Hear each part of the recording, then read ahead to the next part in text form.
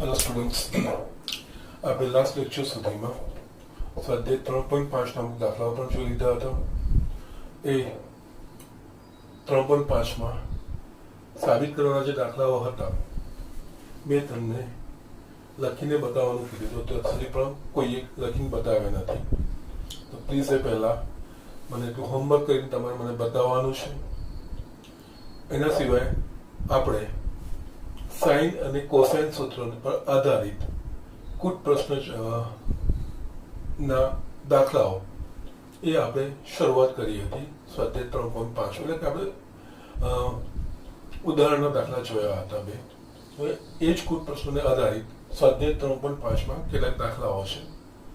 એ દાખલાઓ આજે આપણે જોઈ લઈએ છીએ. અને એ દાખલાઓ ગણાતી વખતે મેં તમને જે ઇન્સ્ટ્રક્શન આપી હતી કે ક્યારે બાજુઓના ગુણોત્તર તરીકે લેવાનું અને ક્યારે સાઇન અને કોસાઇન સૂત્ર વાપરવાનું મેં તમને સમજાવ્યું હતું. કાટકોણ ત્રિકોણ હોય તો સાઇન, કોસ અને ટેન માટે જે બાજુના ગુણોત્તર સામેની બાજુ ભાગ્યા કર્ણ અને પાછળની બાજુ ભાગ્યા કર્ણ, સામેની બાજુ ભાગ્યા પાછળની બાજુ, સાઇન, કોસ અને ટેન માટેના એ પ્રમાણે વાપરવાના. પરંતુ જો ત્રિકોણ કાટકોણ ત્રિકોણ ન હોય, એટલે કે ગુરુકોણ હોય કે લઘુકોણ હોય, તો એમાં સાઇન સૂત્ર અથવા તો કોસાઇન સૂત્ર વાપરવાનું. સાઇન સૂત્ર કે કોસાઇન સૂત્ર વાપરવામાં પહેલા તો આપણને જે સ્ટેટમેન્ટ આપેલું હોય, જે આપણને બધા વિધાનો આપેલા હોય, વાક્યો આપેલા હોય, એના પરથી એક ચોક્કસ ફિગર વ્યવસ્થિત દોરતા આવડવી જોઈએ. કારણ કે આ દાખલાઓમાં એક વખત તમે આકૃતિ બરાબર વ્યવસ્થિત દોરી દો છો એટલે તમારો દાખલો, અડધો દાખલો ત્યાં જ ગણાઈ જાય છે. બાકી તો પછી સરળ આપણે આગળ વધવાનું હોય છે. પછી એમાં પણ આગળ સાઇન એપ્લાય કરવાનું કે કોસાઇન સૂત્ર એપ્લાય કરવાનું. એના માટે મેં તમને કીધું હતું એ પ્રમાણે કોઈ પણ ત્રિકોણની બે બાજુઓ અને એ બાજુઓ પૈકી કોઈ પણ એક બાજુની સામેનો ખૂણો એટલી વસ્તુ આપેલી હોય, અથવા તો ત્રિકોણના કોઈ પણ બે ખૂણાઓ અને આ બે ખૂણાઓ પૈકી કોઈ એક ખૂણાની સામેની બાજુ આપેલી હોય, આ પરિસ્થિતિમાં આપણે સાઇન સૂત્ર વાપરીને આખું ત્રિકોણ ઉકેલી શકીએ છીએ. આખું ત્રિકોણ ઉકેલી શકીએ છીએ એનો મતલબ ત્રિકોણની ત્રણ બાજુના માપ અને ત્રિકોણના ત્રણ ખૂણાના માપ આપણે શોધી શકીએ છીએ. એ જ રીતે કોસાઇન સૂત્ર ક્યારે વાપરવું જોઈએ? તો કે ત્રિકોણની ત્રણ બાજુઓ આપેલી હોય, અથવા તો ત્રિકોણની કોઈ બે બાજુ અને એ બે બાજુ વચ્ચે અથડાતા ખૂણાનું માપ આપેલું હોય, ત્યારે આપણે કોસાઇન સૂત્ર વાપરીને આગળ વધવાનું હોય છે. અને એમાંથી પછી આપણને ત્રિકોણનો ઉકેલ એટલે કે ત્રિકોણની બધી જ બાજુઓ અને ત્રિકોણના બધા જ ખૂણાઓ આપણે મેળવી શકીએ છીએ. ઓકે, જસ્ટ આ વસ્તુઓ ધ્યાન રાખ. આ દાખલાઓમાં આ જ વસ્તુઓ હોય. અને આ બે વસ્તુ સાઇન અને કોસાઇન માટે આપણે ગુરુકોણ પર લઘુકોણ માટે એપ્લાય કરી શકીશું. કાટકોણ હશે એટલે મેં શરૂઆતમાં કીધી એ પ્રમાણે બાજુઓના ગુણોત્તર પ્રમાણે આગળ વધી શકીએ. ઓકે, જે આપણે 10મામાં ભણી ગયા છીએ. ઓકે, નાઉ અહીંયા આપણે દાખલાની શરૂઆત કરીએ. પહેલા આપણે દાખલો વાંચીએ. તો અહીંયા એક ટેકરી પર શિરોલંબ દિશામાં એક વૃક્ષ ઊભું છે. તે સમક્ષિતિજ સાથે, અહીંયા તમારી ચોપડીમાં ભૂલ છે, તમારી ચોપડીમાં ફક્ત ક્ષિતિજ લખ્યું છે, સમક્ષિતિજ થશે. તે સમક્ષિતિજ સાથે 15 ડિગ્રીનો ખૂણો બનાવે છે. ટેકરી પરના વૃક્ષના તળિયેથી 35 મીટર નીચે આવેલા મેદાનના એક બિંદુએથી જોતા વૃક્ષની ટોચનો ઉત્સેદ કોણ 60 ડિગ્રી માલુમ પડે છે. વૃક્ષની ઊંચાઈ શોધો. ઓકે, એટલે અહીંયા આપણને એક ટેકરીની વાત ચાલે છે. અહીંયા ટેકરીની વાત ચાલે છે એટલે પહેલા આપણે જસ્ટ આ ટેકરી આપણે લઈએ. શિરોલંબ દિશામાં એક વૃક્ષ ઊભું છે એટલે આ ટેકરી પર લેટ અસ અહીંયા આ વૃક્ષ ઊભું છે. વૃક્ષનું નામ આપું છું AB. ઓકે, તે સમક્ષિતિજ સાથે 15, સમક્ષિતિજ એટલે આ, ઓકે, જે હોય પ્લેન વસ્તુ, એક સમક્ષિતિજ સાથે 15 ડિગ્રીનો ખૂણો બનાવે. એટલે કે આ જસ્ટ વસ્તુ તમારે થશે આ થશે 15 ડિગ્રી. ઓકે, એટલે આ વસ્તુ લાગે. અહીંયા મેઇન વસ્તુ આ જ છે. જેમ જેમ સ્ટેટમેન્ટ છે પ્રમાણે આપણે દોરતું જોવાનું અને આપણે લખતું જોવાનું. ટેકરી પરના વૃક્ષના તળિયેથી 35 મીટર નીચે આવેલા મેદાનના એક બિંદુથી જોતા વૃક્ષની ટોચનો ઉત્સેદ કોણ 60 ડિગ્રી માલુમ પડે છે. ટેકરી પરના વૃક્ષના તળિયેથી, વૃક્ષનું તળિયું અહીંયા કેવું છે તો પોઈન્ટ બી, 35 મીટર નીચે આવેલા, એટલે અહીંયાથી આ 35 મીટર આપણે નીચે ઉતરીએ.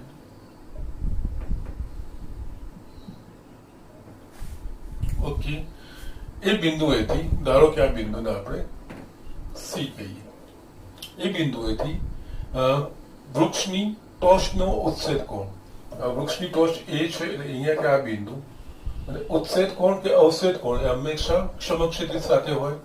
એ 60 ડિગ્રી, એટલે 60 ડિગ્રી શું થશે તો અહીંયાથી હું આ સમક્ષિતિજ સાથે સમાંતર દોરીશ તો આ થશે 60 degree. Okay, so these are the things. અહીંયા બી આ કરીશું, એટલે અહીંયા આ બાજુ લખું છું. આ લંબાઈ છે એ 35 મીટર.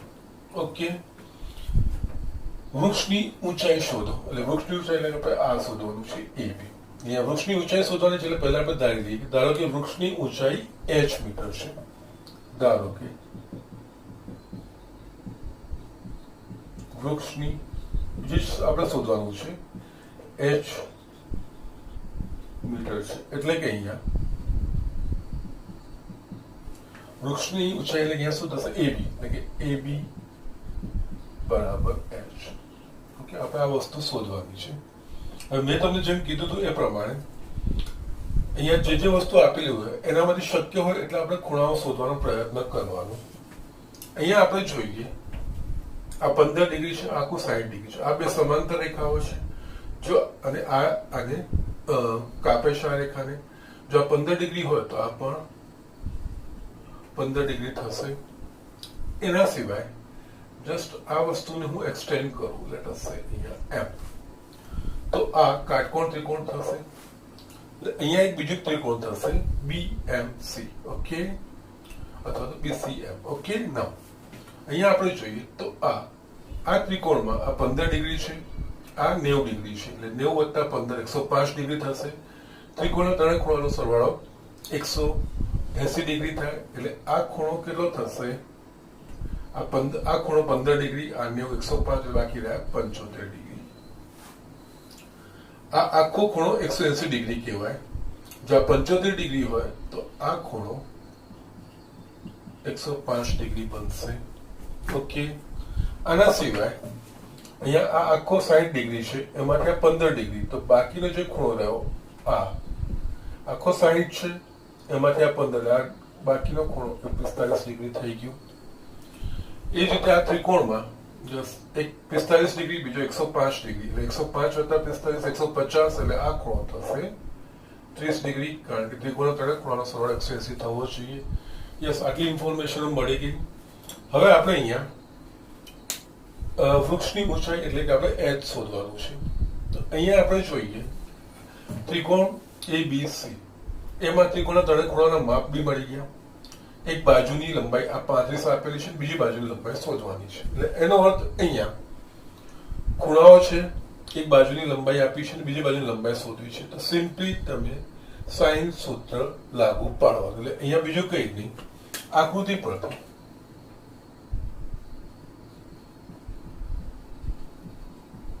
ત્રિકોણ ABC માટે સાઇન સૂત્ર લાગુ પાડ. એમાં આપણને જે જરૂર છે, કઈ બાજુ આપણને ખબર છે તો કે BC. BC ની સામેનો ખૂણો કયો થશે તો કે આ 30 ડિગ્રી. શોધવાનું શું છે આપણે? AB. AB ની સામેનો ખૂણો કયો તો કે આ થશે 45 ડિગ્રી. એટલે આપણે સાઇન સૂત્ર પ્રમાણે ત્રિકોણની કોઈ પણ બાજુ એ એની સામેના ખૂણાના સાઇનના સમપ્રમાણમાં અથવા તો પ્રમાણમાં હોય છે. એટલે અહીંયા લખીએ તો અહીંયા પહેલા તો યસ આપણે AB એની સામેની બાજુનું ખૂણાનું માપ શું થયું? 45. AB ભાગ્યા sine 45 degree is equals to આ BC. BC ની સામેનો ખૂણો શું થયો? 30 ડિગ્રી. BC ભાગ્યા સાઇન 30 ડિગ્રી. ઓકે, આપણે શું સંકેતોમાં છે? A upon sin A is equals to B upon sin B is equals to C upon sin C. ત્રિકોણ ABC હતા ને ABC બાજુનો આપણા સંકેત હતા. દાખલાઓમાં જે રીતનું હોય અહીંયા સ્મોલ abc નથી, પણ બાજુનું લંબાઈ એટલે કે AB ની સામેનો ખૂણો 45 એટલે AB ભાગ્યા sin 45 ડિગ્રી. એ જ રીતે BC ની સામેનો ખૂણો 30 ડિગ્રી એટલે BC ભાગ્યા sin 30 ડિગ્રી. હવે આપણા પાસે જે વસ્તુ હોય આપણે લખી છે પ્રમાણ લખીએ. તો અહીંયા AB બરાબર આપણા પાસે શું છે h ભાગ્યા હમણાં હજુ કિંમત નથી મૂકતો sin 45 ડિગ્રી. BC બરાબર આપણા પાસે શું છે તો કે 35 મીટર ભાગ્યા sin 30 ડિગ્રી. માટે આપણે h શોધવાની છે ત્રિકોણની વૃક્ષની લંબાઈ h બરાબર sin 45 ડિગ્રી આપણે આ બાજુ લઈ જઈશું એટલે 35 ગુણ્યા sin 45 ડિગ્રી છેદમાં sin 30 ડિગ્રી થશે. છેલ્લે આપણે બધી કિંમતો મૂકીએ. sin 45 ડિગ્રીનું મૂલ્ય આપણને ખબર છે 1/√2 એટલે અહીંયા 35 into 1/√2 છેદમાં sin 30 ડિગ્રીનું મૂલ્ય એ પણ આપણને ખબર છે 1/2.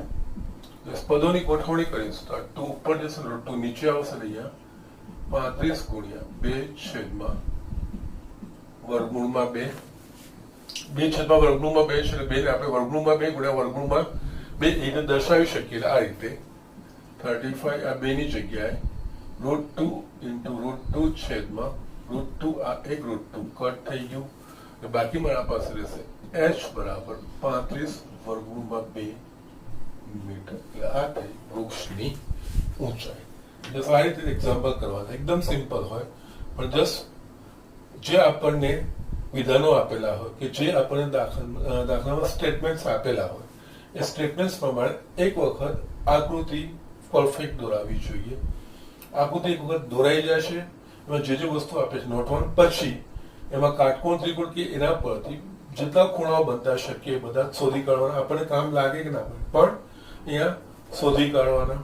શોધીને પછી જે આપણે શોધવાનું છે ક્યાં આપેલું છે ને એ પૈકી બીજી બધી વસ્તુઓ ક્યાં ક્યાં આપેલી છે એ ત્રિકોણમાંથી આપણે આવી રીતે આગળ વધવાનું હોય. ઓકે તો જસ્ટ અહીંયા આ ઝડપથી આ દાખલો જોઈ લો એટલે આપણે બીજું આપણે આગળ જોઈએ. સ્ટુડન્ટ્સ અહીંયા મેં બીજો દાખલો આ રીતનો જ છે કુલ પ્રશ્ન પ્રકારનો જ છે. કુલ પ્રશ્ન પ્રકારના દાખલામાં આપણે જે દાખલો હોય એના પ્રમાણે આકૃતિ દોરવાની વાંચી લઈએ અને એના પછી આકૃતિ દોરવાનો પ્રયત્ન કરીએ. આપણે બે જહાજ એક સાથે બંદર છોડે છે. એક જહાજ 24 કિલોમીટર પ્રતિ કલાકની ઝડપે ઈશાન દિશામાં અને બીજું 32 કિલોમીટર પ્રતિ કલાકની ઝડપે દક્ષિણથી પૂર્વ દિશા સાથે 75 ડિગ્રીના ખૂણે જાય છે. 3 કલાક પછી બંને જહાજ વચ્ચેનું અંતર શોધો. આ વસ્તુ આપણે શોધવાની છે. અહીંયા દિશાની વાત છે એટલે આપણે 10 દિશાઓ દોરવાની. દિશાઓ આપણને ખબર છે આ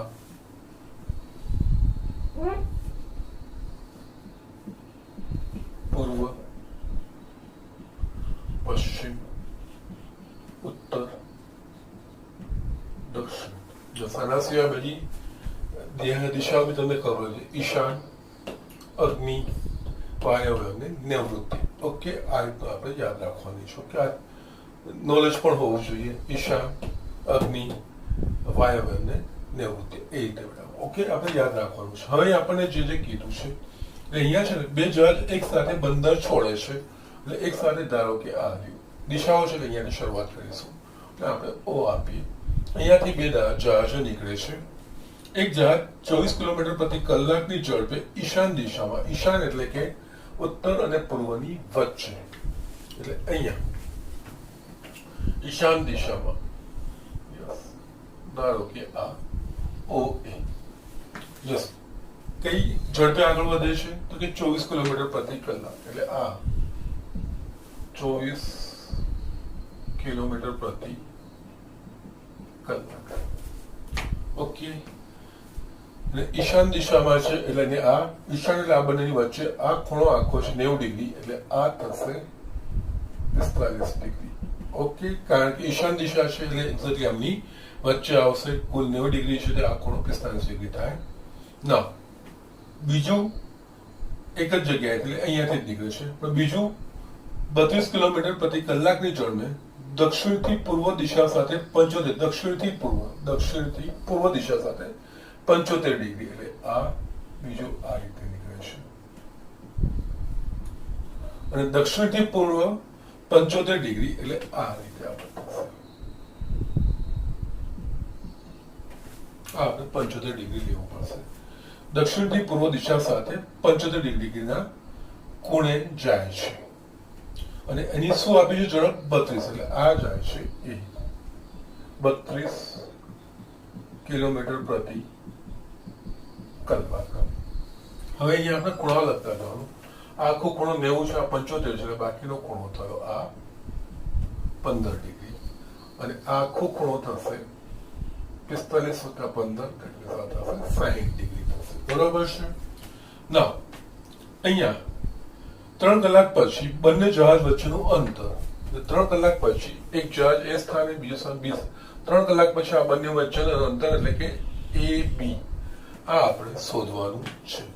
ઓકે, પણ અહીંયા બીજું કીધું છે આપણને 3 કલાકની પછી. હવે આ છે ને આપણે ઝડપ આપી છે આ દિશામાં 24 કિલોમીટર પ્રતિ કલાક. એનો મતલબ 1 કલાકમાં 24 કિલોમીટર અંતર કાપે છે. તો 3 કલાક પછી કેટલું અંતર કાપે તો 24 × 3 એટલે કે આ અંતર થશે OA એ થશે 72 કિલોમીટર. That means 24 × 72. ઓકે, એ જ રીતે આ બીજું બી જહાજ છે એ 32 કિલોમીટર પ્રતિ કલાકના ઝડપે જાય છે. તો 3 કલાક પછી તો 32 × 3 એટલે આ જે OB અંતર થશે એ થશે 96 કિલોમીટર. અહીંયા આ વસ્તુ આપણને મળી ગયું. OA ની લંબાઈ મળી ગયું, OB ની લંબાઈ મળી ગયું અને આ બંનેની વચ્ચેનો 60 ડિગ્રી. અને આપણે શોધવાનું શું છે AB. યસ, અહીંયા આપણે શું વાપરવું જોઈએ એના પરથી આપણે આગળ વધવાનું. આપણે સાઇન અને કોસાઇન માટે જે મેં તમને કીધી હતી ટ્રીક, સાઇન માટે એટલે ત્રિકોણની કોઈ પણ બે બાજુ અને બે બાજુ પૈકીનો કોઈ એક સામેનો ખૂણો હોય અથવા તો બે ખૂણા પૈકીનો સામેની બાજુ આપેલી હોય તો આપણે સાઇન સૂત્ર વાપરવાનું. કોસ માટે ત્રિકોણની ત્રણેય બાજુનો માપ આપેલા હોય અથવા તો ત્રિકોણની કોઈ પણ બે બાજુ અને બે બાજુની વચ્ચે આંતરાતો ખૂણો એ આપેલું તો કોસ સૂત્ર વપરાય. બાકીનું બધું તમે શોધી કાઢો. અહીંયા આપણે AB શોધવાનું છે, ત્રિકોણની ત્રીજી બાજુનું માપ શોધવાનું છે. એટલે અહીંયા આપણે જોઈએ તો OA 72 કિલોમીટર, OB 96 કિલોમીટર અને આ બેની વચ્ચે આંતરાતો ખૂણો 60 એટલે કે બે બાજુઓ અને એની વચ્ચે આંતરાતો ખૂણો એ ઇન્ફોર્મેશન આપેલી છે. એટલે આપણે અહીંયા કોસાઇન સૂત્ર વાપરવું જોઈએ. કોસાઇન સૂત્રમાં અહીંયા આકૃતિ પછી ત્રિકોણ OAB માટે આકૃતિ પરથી ત્રિકોણ OAB માટે કોસાઇન સૂત્ર લાગુ પાડતા. ઓકે, કોસાઇન સૂત્ર લાગુ પાડવામાં કેવી રીતનું હોય છે હું તમને બતાવું છું. જસ્ટ આપણે જોયું હતું ને, આપણે મેં તમને પહેલા એ પણ કીધું જે આપણે સૂત્રો જોઈએ છે એમાં સંકેતો સ્વીકારીને લઈએ છીએ. એટલે આ ખૂણો A, આ ખૂણો B અને આ ખૂણો C એવા સંકેતો સ્વીકારીએ છીએ. એ સિવાય ખૂણા A ની સામેની બાજુ સ્મોલ a, B ની સામેની બાજુ સ્મોલ b, C ની સામેની બાજુ સ્મોલ c લઈએ છીએ.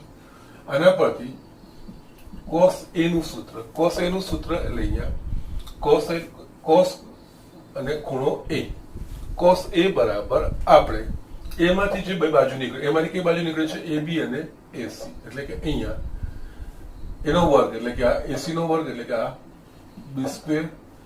યસ, આ રીતે લખવાનું. પહેલા તો આપણે cos A બરાબર અહીંયા B² + C² - A²/2BC આ સૂત્ર છે. હવે આપણે જ્યારે દાખલાઓ ગણીએ ને તો દાખલામાં એક્ઝેક્ટલી ત્રિકોણ ABC ના હોય, બીજું કોઈ ત્રિકોણ પણ હોઈ શકે. તો ત્યારે આ વસ્તુને કેવી રીતે કન્વર્ટ કરવાની તો અહીંયા આપણે જોઈએ cos A માટે છે ને A માંથી કઈ બાજુ નીકળે છે AC અને AB. એટલે અહીંયા B એ બીજું કઈ AC છે એટલે આ AC² + AB² - જે બાકી રહેતી હોય એ BC² / 2 × AC × વ્યાપક રીતે લખવું તો આ યાદ રાખવાનું. જે ખૂણા માટે આપણે કોસનું સૂત્ર લખતા હોઈએ એ ખૂણામાંથી જે બે બાજુ નીકળે છે એ બે બાજુના વર્ગોનો સરવાળો માઇનસ જે ત્રીજી બાજુ હોય એનું વર્ગ બાદ કરવાનું ભાગ્યા 2 × પ્રથમ બે બાજુ લખી છે એનું ગુણાકાર. એટલે એ જ રીતે અહીંયા કોસાઇન સૂત્ર લાગુ પાડવું હોય તો અહીંયા ખૂણા એ પર 60 ડિગ્રી છે એટલે આ થશે કોસ અહીંયા ઓ પર કોસ 60 ડિગ્રી છે, આમાંથી બાજુ નીકળે છે OA અને OB એટલે કોસ 60 ડિગ્રી બરાબર OA square plus OB square minus જે બાજુ બાકી રહી કઈ બાકી રહી AB માઇનસ AB નો વર્ગ છેદમાં 2 ઇન્ટુ આ બે જે બાજુ હોય OA ઇન્ટુ OB. ઓકે, નાઉ અહીંયા આપણે કિંમતો મૂકતા જઈએ. cos 60 ડિગ્રી એટલે કે એનું મૂલ્ય થાય 1/2 ડિગ્રી. આ તો તમારે યાદ રાખવાનું જ છે. OA નું મૂલ્ય કેટલું છે 72 એટલે આ થશે 72 નો વર્ગ પ્લસ OB એટલે કે 96 નો વર્ગ માઇનસ AB સ્ક્વેર જે આપણે બે જહાજ વચ્ચેનું અંતર છે શોધવાનું છે 2 ઇન્ટુ OA એટલે 72 ઇન્ટુ 96. ઓકે, નાઉ હવે તમારે આ વસ્તુનું એકચ્યુઅલી કેલ્ક્યુલેટરની જરૂર પડશે. તમારે કેલ્ક્યુલેટર અલાઉડ છે. સાદું સ્વરૂપ આપીને આ પદને આ બાજુ લઈ જવાનું, પછી આ બેના વર્ગ શોધીને AB નો વર્ગ એને કરતા બનાવવાનો અને એના પરથી AB નું મૂલ્ય શોધી કાઢવાનું. બસ આટલો ભાગ તમારે કરવાનો છે. સાદું સ્વરૂપ આપવાનું છે. બધી સંખ્યાઓ આવી ગઈ છે, ખાલી ફક્ત AB ને કરતા બનાવીને એનું મૂલ્ય શોધવાનું છે. એના માટે કેલ્ક્યુલેટરની જરૂર પડે. તમે આ કેલ્ક્યુલેશન કરી શકશો. આના પછી બસ એ જવાબ તમારે આવી જશે બે જહાજ વચ્ચેનું અંતર. ઓકે, તો જસ્ટ આ રીતે દાખલો આપણે કરવાનો છે. આ દાખલામાં પણ મેં જે તમને બતાવ્યું એ કોસાઇન સૂત્ર આપણે યાદ તો રાખીએ છીએ, પણ એ આવી રીતે ABC ને એના પ્રમાણે સંકેતો પ્રમાણે લખીએ છીએ. પણ જ્યારે એનો દાખલામાં ઉપયોગ કરવાનો આવે, આ રીતે સ્ટેટમેન્ટ પ્રકારના દાખલા હોય, કુટ પ્રશ્ન પ્રકારના દાખલા હોય, ત્યારે જરૂરી નથી કે ત્રિકોણ હંમેશા ABC જ બનતો હોય, બીજો કોઈ પણ ત્રિકોણ બની શકે. ત્યારે કોસ સૂત્ર લખવું હોય તો જે ખૂણા માટે આપણે કોસ લખીએ, અહીંયા 60 છે, કોસ 60 ડિગ્રી લખ્યું તો એ ખૂણા માટે જે બાજુ નીકળતો એ બાજુના વર્ગોનો સરવાળો આમાંથી નીકળે છે OA બાજુ ને એક OB એના વર્ગોનો સરવાળો માઇનસ જે ત્રીજી બાજુ બાકી રહેતી હોય એ છેદમાં 2 ગુણ્યા આ બે બાજુનો ગુણાકાર. આ કોસાઇન સૂત્ર આ જ છે અને એ રીતે દાખલામાં આપણે એને જસ્ટ ટ્રાન્સફર કરવાનું હોય છે. ઓકે, તો જસ્ટ આ વસ્તુ ઝડપથી લખી લો અને હું આના પછી આનો છેલ્લો એક્ઝામ્પલ છે હું બતાવી દઉં છું. યસ, એક આ દાખલો મેં લખ્યો છે અહીંયા. નદીની એક જ બાજુએ બે વૃક્ષ A અને B આવેલા છે. નદીમાંના બિંદુ C થી વૃક્ષ A અને વૃક્ષ B ના અંતર અનુક્રમે 250 મીટર અને 300 મીટર છે. જો ખૂણો C એ 45 ડિગ્રીનો હોય તો તે બે વૃક્ષ વચ્ચેનું અંતર શોધો. અહીંયા આપણે આકૃતિ પહેલા દોરવાની, જે આપણે નદીની એક જ બને અહીંયા આપણે નદી બતાવવાની છે. ધારો કે આ નદી છે. ઓકે, નદીની એક જ બાજુએ બે વૃક્ષ A અને B, એટલે કે ધારો કે એની એક જ બાજુએ બે વૃક્ષ આપેલા છે A અને આ બીજો છે B. ઓકે, નદીમાંના બિંદુ C થી વૃક્ષ A અને વૃક્ષ B ના અંતર અનુક્રમે 250 મીટર અને 300 મીટર છે. નદીમાંનું બિંદુ એટલે નદીમાં કોઈ બિંદુ છે આપણા પાસે C, જ્યાંથી વૃક્ષ A અને B ના અંતર 250 મીટર અને 300 મીટર, એટલે અહીંયાથી C નું અંતર આ 250 મીટર, C થી B નું અંતર એ 300 મીટર છે. ઓકે, જો ખૂણો C એ 45 ડિગ્રીનો હોય, અહીંયા ખૂણો C આપણને કીધું કે આ આપણને કીધું છે 45 ડિગ્રીનો હોય. ઓકે, તો તે બે વૃક્ષ વચ્ચેનું અંતર શોધો.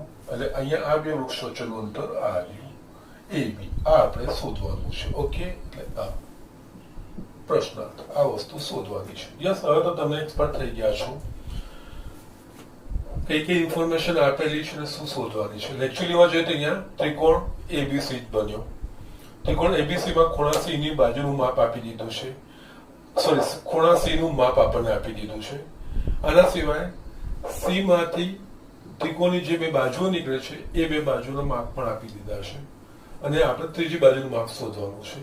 યસ, જે મેં તમને આગળ કીધું છે એ પ્રમાણે ત્રિકોણમાં કોઈ પણ બે બાજુ અને એ બે બાજુ વચ્ચે અંતરાયેલો ખૂણો એ આપેલો હોય તો આપણે કયો સૂત્ર વાપરવાનું? તો યસ, ઓબ્વિયસલી કોસાઇન સૂત્ર. યસ, અહીંયા કોસાઇન સૂત્ર કોના માટે વાપરવાનું? સી માટે. ઓકે, એ રીતે આપણે લખવાનું હોય. યસ, તમારો જવાબ મળી જશે. અને અહીંયા બીજી એક વસ્તુ તમને અહીંયા √2 બરાબર 1.44 વાપરવાનું કીધું છે. વર્ગમૂળમાં 2 બરાબર 1.41 થાય, પણ અહીંયા આપણને દાખલામાં જ કીધું છે કે √2 બરાબર 1.44 વાપરો, તો આપણે √2 બરાબર 1.44 વાપરીને દાખલો કરવાનો. ઓકે, તો જસ્ટ અહીંયા તે જ નથી, આકૃતિ પરથી ત્રિકોણ ABC માટે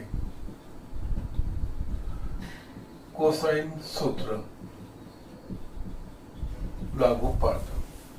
જસ કયા ખૂણામાં આપણે સી, એટલે અહીંયા કોસ સી, સી માંથી કઈ બાજુ નીકળે છે? CA અને CB, એટલે અહીંયા CA² + CB² માઇનસ જે બાજુ બાકી, કઈ બાજુ બાકી રહી? AB, એટલે માઇનસ AB² છેદમાં 2 × CA × CB. યસ, અહીંયા બધા મૂલ્યો મૂકીએ. C બરાબર શું છે? 45 ડિગ્રી, એટલે અહીંયા cos 45 ડિગ્રી. CA એટલે અહીંયા 250 નો વર્ગ, CB એટલે અહીંયા 300 નો વર્ગ માઇનસ આ આપણે શોધવાનું છે ભાગ્યા 2 × 250 × 300 માટે cos 45 degree 1/√2 is equals two, yes, આ બધાના મૂલ્યો તમારે શોધી કાઢવાના.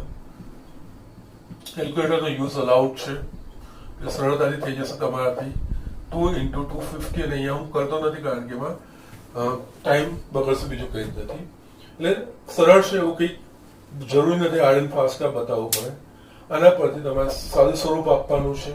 આ પદ ડાબી બાજુ આવી જશે. એના પરથી આ બે કિંમતો શોધી છેલ્લે AB વર્ગનો તમારે કરતા બનાવવાનો, જે મૂલ્ય આવે એનું વર્ગમૂળ શોધવાનું. એ તમારું બે વૃક્ષ વચ્ચેનું અંતર. એ આગળનો જે દાખલો છે એક્ઝેક્ટલી એ જ વસ્તુનું છે, એ જ પ્રમાણે આપણે એનું સાદું સ્વરૂપ આપણે શોધવાનું છે. અહીંયા √2 બરાબર 1.44 કીધું છે, 1.44 વાપરવાનું છે. ઓકે, એ રીતે આ તમારો દાખલો કરવાનો છે. એટલે જસ્ટ આ ત્યાં સાઇન અને કોસાઇનનો સૂત્રનો ઉપયોગ કરીને કુટ પ્રશ્ન પ્રકારના દાખલા. અહીંયા તમારું સ્વાધ્યાય 3.5 આખો પૂરો થાય છે. 3.5 ખૂબ જ ઇમ્પોર્ટન્ટ સ્વાધ્યાય છે, એ બરાબર તમારે બધાએ પાછો કરવાનો છે. ઓકે, બસ હજુ સમય છે તો હું તમને એકાદ બે દાખલા જો ગણાઈ શકતા હોય તો તમને બતાવું છું. યસ સ્ટુડન્ટ, અહીંયા મેં દાખલો લખ્યો છે. આપણે આપણા પ્રક્રિયાના ઉદાહરણો છે અને ઇમ્પોર્ટન્ટ એક્ઝામ્પલ છે, તમને બતાવું છું.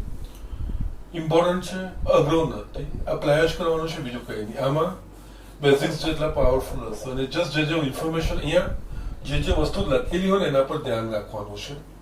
આપણે એક્ઝામ્પલ વાંચીએ તો જો x અને y બંને બીજા ચરણમાં હોય અને sin x બરાબર 3/5, cos y બરાબર -12/13, તો sin of x + y નું મૂલ્ય શોધો. ઓકે, નાઉ અહીંયા આપણે વસ્તુ જોવાની, x અને y બંને બીજા ચરણમાં હોય. x અને y બીજા ચરણમાં છે, એનો અર્થ x અને y આ ખૂણાઓ છે. x અને y એનું મૂલ્ય, એ લોકો મીન્સ x અને y ખૂણો 90 ડિગ્રી અને 180 ડિગ્રી વચ્ચેનો ખૂણો છે, કારણ કે બીજું ચરણ એટલે 90 ડિગ્રી અને 180 ડિગ્રી વચ્ચેના ખૂણાઓ, અથવા તો રેડિયન ભાષામાં π/2 અને π વચ્ચેના ખૂણાઓ કહેવાય, એટલે કે બીજું ચરણ કહેવાય. બરોબર છે? ના, અહીંયા આપણને sin x અને cos y નું મૂલ્ય આપ્યું છે. આપણે sin of x + y શોધવાનું છે. sin of x + y, sin of x + y નું વિસ્તરણ આપણને ખબર છે. યસ, અહીંયા sin of x + y is equals to નું વિસ્તરણ તો કે sin x * cos y plus cos x * sin y, આ વસ્તુ થાય. એટલે આ મૂલ્ય શોધવાનું છે. એટલે મારા પાસે આ બધું હોય. હવે આમાંથી આપણે જોઈએ તો sin x નું મૂલ્ય છે મારા પાસે, બીજું શું છે? cos y નું મૂલ્ય છે, આ વસ્તુ છે. યસ, cos x અને sin y એ બિના મૂલ્યો નથી, પણ આપણને ખબર છે sin અને cos ને જોડતી ખડી, એટલે કે sin² x + cos² x = 1.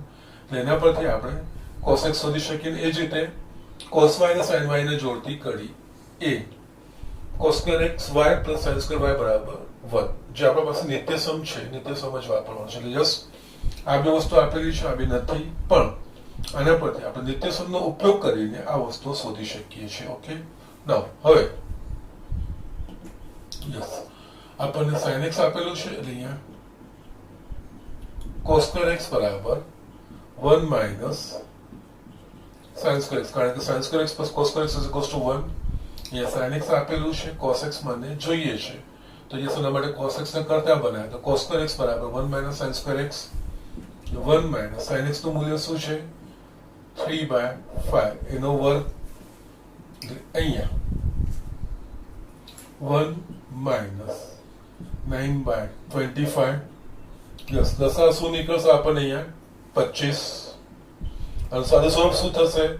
તો 25 માઇનસ 9, 25 માઇનસ 9 એટલે 16/25. એટલે માટે cos square x is equals to 16/25. પણ આપણને જોઈએ cos x, એટલે બંને બાજુ વર્ગમૂળ કરવું પડે. એટલે બંને બાજુ વર્ગમૂળ કાઢીએ તો અહીંયા cos x, યસ, વર્ગમૂળ એટલે ધન અને ઋણ બંને થઈ શકે. તો cos x is equals to plus or minus 16 નું વર્ગમૂળ 4, 25 નું વર્ગમૂળ 5. ઓકે, યસ, વર્ગમૂળ એટલે પ્લસ ઓર માઇનસ લખવાનું કારણ એટલે 4/5 નો વર્ગ પણ 16/25 થશે અને માઇનસ 4/5 નો વર્ગ પણ 25 થશે, કારણ કે વર્ગ ધન કે ઋણ સંખ્યા હોય અને વર્ગ હંમેશા ધન હોય છે. એટલે એના પરથી આપણે આ વસ્તુ લખીએ. હવે આપણે અહીંયા પ્લસ લેવાનું કે માઇનસ લેવાનું, એ x કયા ચરણમાં છે એ, પરંતુ x બીજા ચરણમાં છે. એટલે x બીજા ચરણમાં છે. બીજા ચરણમાં cos ધન કે ઋણ, તો કે બીજા ચરણમાં cos x ઋણ. માટે અહીંયા cos x is equals to minus 4/5 લેવાનું, પ્લસ નહીં. યસ, અહીંયા આ સ્ટેપ એટલે હું તમને એ જ કહેતો હતો કે આ દાખલામાં જ વસ્તુ ધ્યાન રાખવાની હોય. શું આપેલું છે? જો આપણને અહીંયા x અને y બંને પ્રથમ ચરણમાં કીધું હોત તો પ્રથમ ચરણમાં બધા જ ત્રિકોણમિતિ વિધેયો ધન છે, તો આપણે cos x મૂલ્ય 4/5 લેતા. x બીજા ચરણમાં કીધું છે, બીજા ચરણમાં sin ધન પણ cos ઋણ છે, એટલે માઇનસ 4/5. એ જ રીતે આપણે sin y નું મૂલ્ય પણ શોધી શકીએ છીએ. આપણને cos y નું મૂલ્ય આપ્યું છે, તથા sin square y is equals to 1 minus cos square y. Yes, અહીંયા તમે આ નિત્ય સમજ આપણે આપ્યું cos square y plus sin square y is equals to 1, cos square theta plus sin square theta is equals to 1. એ જ વસ્તુ આપ્યું છે. cos પર sin શોધવું તો આપણે આ રીતે શોધી શકીએ છીએ. ઓકે, નાઉ અહીંયા 1 માઇનસ cos square y એટલે cos y નો વર્ગ. cos y નું મૂલ્ય શું છે? માઇનસ 12/13. એટલે અહીંયા માઇનસ 12/13 આખાનો વર્ગ. 1 માઇનસ, યસ, વર્ગ હંમેશા ધન થઈ જાય, આ પદ આખું ધન થશે. 12 નો વર્ગ 144 ભાગ્યા 169 is equals to અહીંયા દસા નીકળશે 169.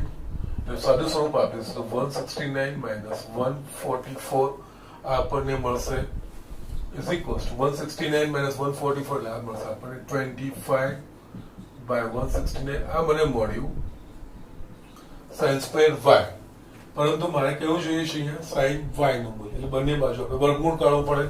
વર્ગમૂળ કાઢીએ તો ડાબી બાજુ વર્ગમૂળ કરીએ તો sin y અને યસ આ પ્લસ ઓર માઇનસ 25 નું વર્ગમૂળ 5, 169 નું વર્ગમૂળ 13. હવે આપણે અહીંયા પ્લસ લેવું કે માઇનસ લેવું, y કયા ચરણમાં છે એના આધારે. y કયા ચરણમાં છે? બીજા ચરણમાં.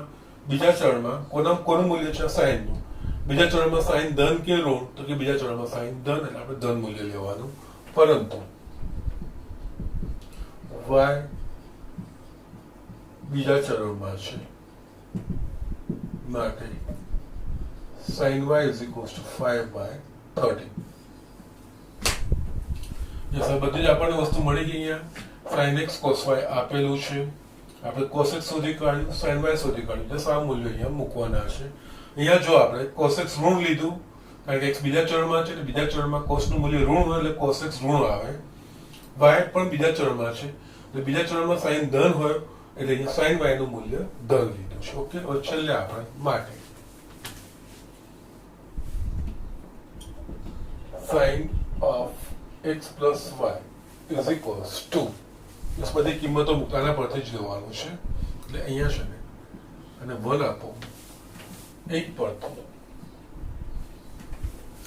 sin x નું મૂલ્ય શું છે 3/5 અને cos y નું શું -12/10 પ્લસ cos x આપણે શોધ્યું છે -4/5 અને sin y આપણે શોધ્યું 5/30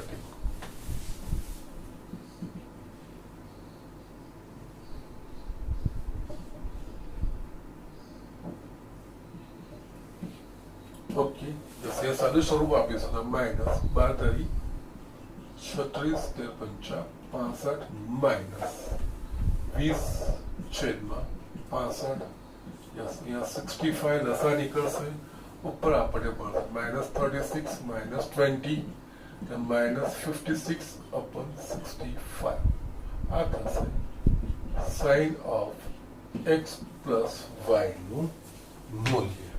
okay so these are the things આ રીતે આપણે દાખલાઓ કરવાના છે. ઓકે સો જસ્ટ આ વસ્તુ તમે આ ઝડપથી એક વખત આ વસ્તુ જોઈ લો અને કેવી રીતે કરવાનું છે ધ્યાનથી જો. અઘરું કંઈ જ નથી. અહીંયા x અને y બંને બીજા ચરણમાં છે એવું આપી દીધું છે. sin x અને cos y ના મૂલ્યો પણ આપી દીધા છે. આપણે sin of x plus y નું મૂલ્ય શોધવાનું કીધું છે. આપણે sin of x plus y નું વિસ્તરણ ખબર છે. એમાંથી આ બે પદ આપેલા છે. જો આ બે મૂલ્યો મળી જાય તો આપણે sin of x plus y શોધી શકીએ. અહીંયા યસ નિત્યસમનો ઉપયોગ કરીને sin x પરથી આપણે cos x શોધ્યું અને cos y પરથી આપણે sin y શોધ્યું. યસ એ મૂલ્ય મૂકીને આપણે જસ્ટ આ સૂત્રમાં જ મૂક્યા છે અને આપણો જવાબ આવી ગયો. પણ અહીંયા જે મૂલ્યો શોધીએ એ મૂલ્યોના ચિહ્નો ખાસ ધ્યાન રાખવાના. ચરણ પ્રમાણે જે આપણે આગળ સૂત્ર બનાવ્યું છે ઓલ STC. યસ એટલે તમે આગળના જેટલા બી જોડે ના જોયા હોય એ લેક્ચરો મહેરબાની કરીને એકવાર બધા જ જોઈ લો. યસ એ બધાનો યુઝ બધી જ વસ્તુ સારી રીતે સમજાવેલી છે અને ખાસ એવી પ્રેક્ટિસ પણ કરાવેલી છે અને ખાસ એવા દાખલા પણ કરાવેલા છે. યસ એ જોઈ લેજો એટલે આ વસ્તુ બધી તમને સમજાતી જશે. આમાં ઓલ STC નો રૂલ પ્રથમ ચરણમાં બધા ત્રિકોણમિતિ વિધિ ધન, બીજા ચરણમાં એટલે કે 90 અને 180 ડિગ્રીની વચ્ચે પ્રથમ ચરણ એટલે 0 થી 90 ડિગ્રી, બીજા ચરણમાં એટલે કે 90 અને 180 ડિગ્રી અને રેડિયનના શબ્દોમાં π/2 અને π ની વચ્ચે s એટલે કે sin અને એનું જે વ્યસ્ત એટલે કે cos કે એ બે ધન, બાકીના 4 ઋણ. ત્રીજું ચરણ t એટલે કે tan અને એનું વ્યસ્ત cot ધન. ત્રીજું ચરણ એટલે 180 ડિગ્રી અને 270 ડિગ્રી વચ્ચેનો ખૂણો અને રેડિયનની ભાષામાં π અને 3π/2 વચ્ચેનો ખૂણો. એમાં tan અને cot એ બે ધન, બાકીના 4 ત્રિકોણમિતિ વિધિઓ ઋણ. સી છેલ્લું ચરણ ચોથું ચરણ એટલે કે ખૂણો કહેવાય. સી એટલે cos અને cos નું વ્યસ્ત એટલે કે sec. એટલે ચોથા ચરણમાં cos અને sec ધન, બાકીના 4 જે ત્રિકોણમિતિ વિધિઓ રહ્યા એ ઋણ. ચોથું ચરણ એટલે 270 ડિગ્રી અને 360 ડિગ્રી વચ્ચેનો ખૂણો અથવા તો રેડિયનની ભાષામાં 3π/2 અને 2π રેડિયન વચ્ચેનો ખૂણો. યસ એ રીતે અહીંયા ચીનો ધ્યાન રાખવાના. બાકી આ સિમ્પલ એકદમ છે. ઓકે જસ્ટ આજના પૂરતું હું અહીંયા જ રાખું છું. પણ જેટલું બને એટલું રિવાઇઝ કરતા રહેજો. જે નિત્ય સમૂહ છે અને તમને લાગતો હશે સર વારે ઘડી કે છે, પણ નિત્ય સમૂહ ખાસ જેટલું બી મેં લખેલા છે આગળ મેં ખાસથી 3 વાર ચેપ્ટર લેક્ચરમાં મેં રિવાઇઝ કર્યા છે, લખ્યા પણ છે. યાદ કરવાના અને યાદ કરવાની મેં રીતો પણ આગળ તમને બતાવી છે. જ્યારે શરૂઆત કરીશ આખું સૂત્ર લખવાની ત્યારે કેવી રીતે યાદ રાખવા એ મેં તમને ટ્રીકો બી બતાવી છે. એના પ્રમાણે યાદ રાખો. 10 દાખલા પ્રમાણે એ સૂત્ર કયું વપરાશે, મૂકતું જવાનું છે અને આપણે આગળ વધતું જવાનું છે. જસ્ટ જોઈ લો. નેક્સ્ટ લેક્ચરમાં આપણે આગળ વધીશું. ઇમેલ વાઇડ આજે તમારે સ્વાધ્યાય 3.5 આખો કરી લેવાનો છે. એ ખૂબ જ ઇમ્પોર્ટન્ટ સ્વાધ્યાય છે. ઓકે બસ હું આજનું લેક્ચર પૂરું કરું છું.